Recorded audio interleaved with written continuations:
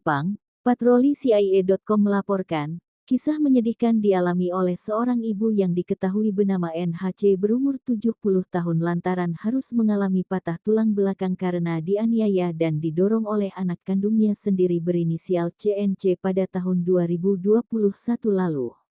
Naasnya, kendati sudah mengalami kekerasan yang seharusnya menjadi korban, kini ibu paruh baya ini kini ditetapkan sebagai tersangka oleh pihak kepolisian setelah menerima laporan CNC. Dalam Jum'ah Persnya Senin, tanggal 18 April tahun 2022, korban Norma Hendriana mengatakan, awalnya kejadian ia melarang pelaku untuk melakukan hubungan yang sudah dianggap tidak wajar dengan seorang pria yang diketahui sudah beristri. Namun, niat baik itu ternyata ditolak mentah-mentah bahkan menjadi pemicu pertengkaran dan perkelahian dalam rumah. Saya larang anak saya karena hubungannya sudah tidak wajar dengan pria yang sudah berkeluarga, bukannya mendengar malah ia marah-marah, jelasnya. Karena larangan itu tepatnya pada tanggal 22 November tahun 2022 lalu CNC mendatangi dirinya dan marah-marah. Karena merasa tidak kuat melawan anaknya, kata korban, korban berusaha menghubungi anak bungsunya Desi Chandra via telepon seluler. Melihat itu, pelaku berusaha merampas telepon genggam dari korban. Akhirnya, terjadi saling rampas. Kemudian, pelaku mendorong korban hingga terjatuh dan terbentur di sebuah kursi besi yang mengakibatkan tulang punggung korban patah. Dia mendorong saya hingga jatuh dan terbentur jadi tulang belakang saya patah, kata dia. Melihat itu, korban bersama anak bungsunya Desi Chandra melaporkan kejadian tersebut ke Polsek Kelapa Lima dengan nomor laporan polisi LPB 215-C-2021 Sektor Kelapa Lima tanggal 23 November tahun 2021. Setelah berproses akhirnya pelaku CNC ditetapkan sebagai tersangka. Namun sayang hingga saat ini CNC masih bebas berkeliaran. Sudah ditetapkan sebagai tersangka tapi belum juga ditahan, ujarnya. Sebaliknya atas laporan pelaku CNC di Polresta Kupang korban kini berstatus tersangka. Saya kini jadi tersangka, kata dia. Minta buka CCTV Polsek Kelapa Lima. Setelah ditetapkan jadi tersangka, korban NHC 70 meminta agar membuka CCTV pada tanggal saat melaporkan kasus itu. Pasalnya, sesuai laporan CNC mengalami luka di bagian tangan padahal, korban mengaku tidak pernah melakukan kekerasan terhadap CNC. Kalau sesuai laporan dan saya buat tangannya luka, saya minta CCTV Polsek Kelapa Lima dibuka karena saat saya melapor CNC juga ada, pasti bisa tahu tangannya luka tidak, ujarnya. Ia mengaku, dengan umur 70 tahun ia pasti tidak akan bisa melawan anaknya CNC yang masih berumur 40-an tahun. Itu. Mana mungkin saya bisa lawan dan melukai dia, ujarnya. Minta keadilan ke Kapolda NTT. Dalam jumpa pers tersebut NHC meminta Kapolda NTT Brigjen Setio Budianto memberikan keadilan terhadap dirinya. Menurut dia, sesuai fakta harusnya dirinya menjadi korban atas kejadian itu karena mengalami patah tulang. Malah, ditetapkan jadi tersangka. Pak Kapolda, saya minta keadilan, harusnya saya korban, bukti ada hasil pemeriksaan dokter benar patah tulang malah saya jadi tersangka, ujarnya. Ia berharap Kapolda NTT sebagai pimpinan tertinggi agar bisa membantunya dalam menyelesaikan kasus tersebut. Pak Kapolda, saya minta kasus saya diselesaikan seadil-adilnya. Kepada siapa lagi saya memohon Pak, pinta NHC sambil menangis. Saya tidak mendapatkan keadilan yang sesungguhnya dari kepolisian. Jadi saya harus kemana? Oleh sebab itu saya berharap kepada Kapolda untuk tolong menangani ini dengan baik sebagai masyarakat yang membutuhkan keamanan dan perlindungan dan keadilan hukum yang berlaku di negara ini. Jadi saya ini benar-benar menjadi korban yang tidak diperhatikan oleh kepolisian. Dan di sini juga saya mau bilang bahwa dasar dan bukti apa yang membuat saya bisa ditetapkan sebagai tersangka oleh laporan yang fiktif yang dibuat oleh tersangka kepada saya di Polresta Kupang di mana tersangka melapor laporan yang fiktif yang saya tidak pernah melakukannya, sehingga dengan Polresta yang tiba-tiba meningkatkan status saya menjadi tersangka dan mengeluarkan penetapan tersangka itu. Saya sebagai korban, saya bingung kenapa saya mesti jadi tersangka padahal saya ini korban, Pak. Pak Kapolda, tolong saya. Ini bagaimana dengan hukum yang berlaku di Indonesia ini? Saya tidak mengerti sebagai orang awam hukum. Tapi kenapa saya ini jadi korban? Tapi tiba-tiba oleh Polresta dengan laporan yang tidak jelas, yang fiktif, yang tidak pernah terjadi, itu Polresta bisa mengangkat dan menjadikan saya sebagai korban, sebagai tersangka. Padahal sesungguhnya saya ini yang korban. Buktinya ini tulang belakang saya ada patah dan sudah ada visum dokter semuanya. Tetapi ternyata di dalam berjalannya perkara ini, penanganan tidak serius dari Polsek Kelapa Lima sehingga berlama-lama dan akhirnya Polresta menetapkan saya sebagai tersangka atas laporan fiktif dari tersangka yang sudah nyata-nyata sudah ada bukti semua melakukan kejahatan buat saya, dan saya sungguh menderita dengan tulang belakang saya yang patah ini. Tapi di sini saya lihat kepolisian tidak memberikan perlindungan hukum kepada saya, malah membiarkan tersangka itu seenaknya berkeliaran di sana sehingga membuat saya tidak tahu harus kemana. Terpaksa saya harus mengadu kepada Kapolda sebagai pimpinan tertinggi di lembaga ini untuk saya minta biar bagaimana Kapolda bisa menyikapi masalah ini dengan baik, dan saya dijadikan tersangka ini atas laporan fiktif yang dilakukan oleh anak saya yang sudah jadi tersangka di Polsek.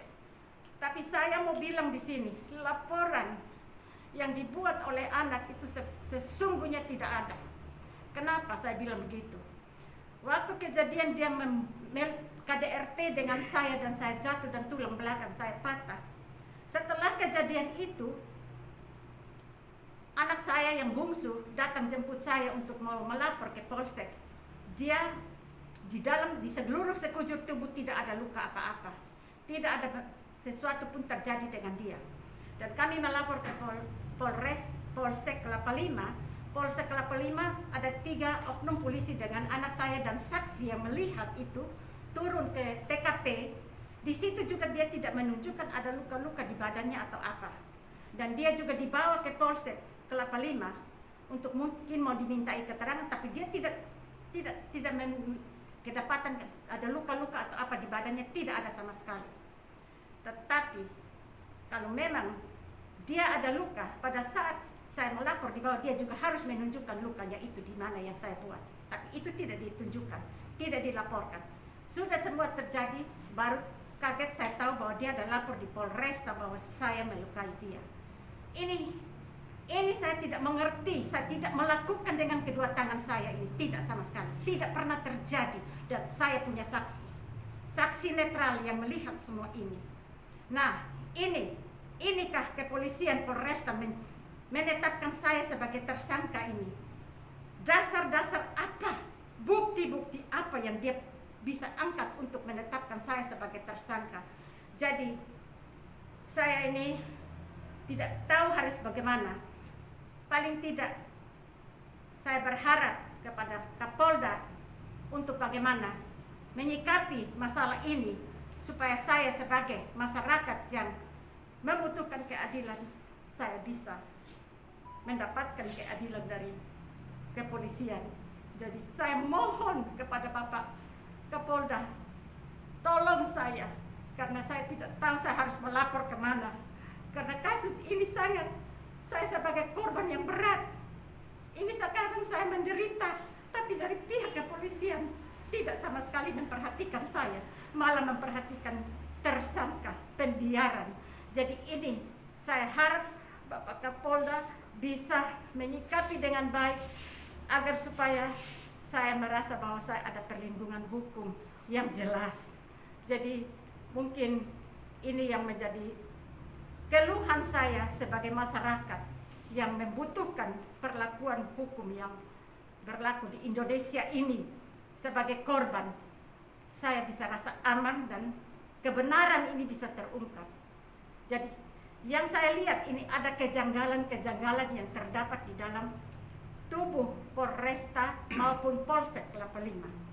Kenapa dua-dua masalah ini diangkat, jadi saya ini bisa jadi korban dan bisa jadi tersangka?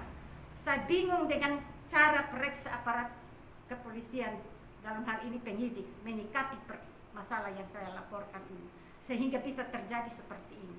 Jadi mungkin ini saya berharap Bapak Kapolda bisa menyikapinya dengan baik dan saya bisa mendapatkan perlakuan hukum yang adil. Dan saya juga mau bilang bahwa selama saya di Kapolres, sebelum saya diperiksa, sebelum saya menandatangani keterangan saya, adanya intimidasi dan ancaman dari pihak penyidik Polresta PPA bahwa saya akan dimasukkan ke dalam sel sebelum saya dimintakan keterangan sebagai saksi. Jadi dia seperti mengancam saya bahwa kalau tidak mau ikut peraturan di sana, dimasukkan saja ke sel. Itu pernah diintimidasi dan saya juga sudah laporkan ke Propam. Jadi ini yang saya bingung. Ini kenapa bisa terjadi seperti ini? Saya korban kok saya diancam. Ini yang saya susah, Pak. Saya tidak tahu harus kemana. Apakah saya tidak melakukan, saya harus jadi tersangka? Bagaimana hukum yang ada di Indonesia ini kok bisa seperti ini? Saya sudah tadi korban, saya harus tersangka dan saya yang harus masuk di tahanan. Ini bagaimana, Pak Kapolda? Tolong saya harus berteriak kemana kalau bukan kepada Kapolda untuk menangani ini, karena Kapolda sebagai pemimpin di instansi ini, saya minta kebijakan, saya minta keadilan. Tolong Bapak, tolong saya korban yang tak berdaya ini, Pak. Tolong saya, Pak. Saya tidak berdaya selain Bapak memperhatikan saya. Karena ini saya sudah rasakan tidak ada keadilan di tubuh kepolisian yang memeriksa perkara saya ini. Jadi saya minta tolong Bapak Kapolda, tolong saya untuk semua ini menjadi jelas. Karena ini semua saya tidak mengerti bisa terjadi seperti ini. Saya korban yang menderita, ini tulang punggung saya patah. Kalau ini ada bukti-bukti di sini, ini semua ada alat bukti. Apakah saya harus perlihatkan semua ini alat bukti? Ini ada surat-surat panggilan, semua ada di sini. Buat saya penetapan tersangka dan panggilan semua ada di sini semua. Ini surat-surat cukup lengkap nih. Jadi ini, terus ini ada bukti-bukti yang saya menjadi korban dan saya dikatakan tulang punggung saya patah. Ini tulang punggung saya patah dan ini ada keterangan dari dokter tulang punggung saya patah. Ini ada surat keterangan dari dokter, dari psikiater. Ini dari psikiater bahwa saya mengalami tekanan jiwa yang cukup berat buat saya. Ini dari psikiater, saya mengalami tekanan jiwa. Jadi memang benar-benar saya punya alat bukti yang cukup jelas. Saksi-saksi saya juga jelas, semua ada saksi netral. Tapi cara penanganan dari Polsek Kelapa Lima sampai saat ini saya belum mendapat kejelasan hukum yang saya harus peroleh. Malah diperlambat sehingga Polresta secepatnya menangani laporan oleh tersangka sehingga saya dijatuhi sebagai tersangka. Jadi ini saya bingung. Saya yang dilukai, yang saya cedera dan ini sudah cacat, tulang belakang saya patah berarti saya cacat. Psikis saya terganggu. Tapi di mana? Tidak ada. Saya tidak dapat perlindungan hukum sama sekali. Malah saya dijadikan tersangka. Saya tidak habis mengerti ini cara penanganan kasus seperti ini. Saya sudah tua, Pak Kapolda. Saya sudah 70 tahun melawan dengan anak saya 40 tahun. Bagaimana, Pak? Apakah saya bisa melakukan kekerasan kepada dia? Ini, Pak, lihat keadaan fisik saya seperti ini, Pak. Apakah saya mampu melakukan kekerasan kepada dia? Saya tidak mengerti. Pak Kapolda bisa tolong saya untuk menegakkan kembali keadilan yang ada di negara ini. Mungkin itu yang saya sampaikan pada siang hari ini untuk kejelasan status saya ini. Terima kasih.